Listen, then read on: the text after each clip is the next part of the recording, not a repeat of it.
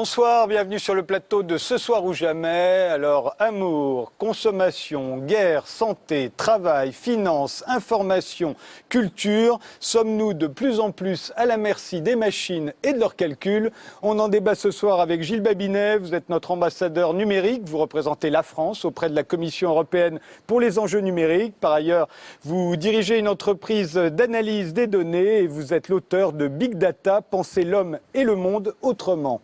Laurent Alexandre, vous êtes à la fois énarque et chirurgien, c'est assez rare, il faut le préciser. Fondateur du site Doctissimo, vous êtes aujourd'hui à la tête d'une entreprise de séquençage ADN et vous êtes l'auteur d'un livre célèbre, La mort de la mort, dans lequel vous déclarez que le premier homme qui vivra 200 ans est déjà né, mais aussi de romans sur le transhumanisme comme Adrien Humain 2.0 ou L'homme qui en savait trop, coécrit avec David Angevin sur la mort d'Alan Turing, qui est à l'origine de l'intelligence artificielle.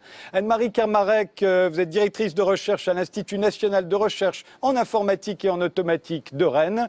Vous êtes l'une des seules européennes à avoir reçu le prix Google Focused Award en 2013. Et cette semaine, vous avez reçu le prix Sciences de l'information décerné par la revue La Recherche. En avril dernier, vous avez créé une société dont le but est de cerner le profil des internautes pour leur proposer des produits et des services adaptés à leur goût et à leur personnalité. Isabelle Sorante, polytechnicienne devenue écrivain, vous êtes l'auteur d'Addiction générale, un essai qui décrit notre société sous l'emprise du calcul permanent, mais aussi de plusieurs romans. Le dernier, c'est La faille, sur l'emprise amoureuse et la manipulation. Et vous avez une chronique sur France Inter dans Si t'écoutes, j'annule tout.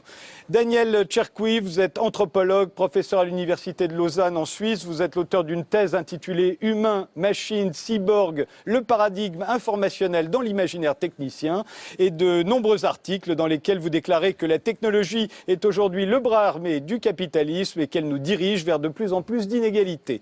Enfin, Laurent Chemla, vous avez été le premier informaticien français à avoir été inculpé puis relaxé de piratage informatique depuis un Minitel. C'était en 1986. Vous l'avez raconté dans votre livre Confession d'un voleur, Internet, la liberté confisquée. Vous êtes aujourd'hui membre du comité stratégique de la Quadrature du Net, association de défense des droits et des libertés sur Internet. Alors, sommes-nous à la merci des machines? On pourrait le croire en regardant le journal télévisé. Je vous propose quelques extraits. On vous expliquera après ce qu'ils ont tous en commun. Ce scandale qui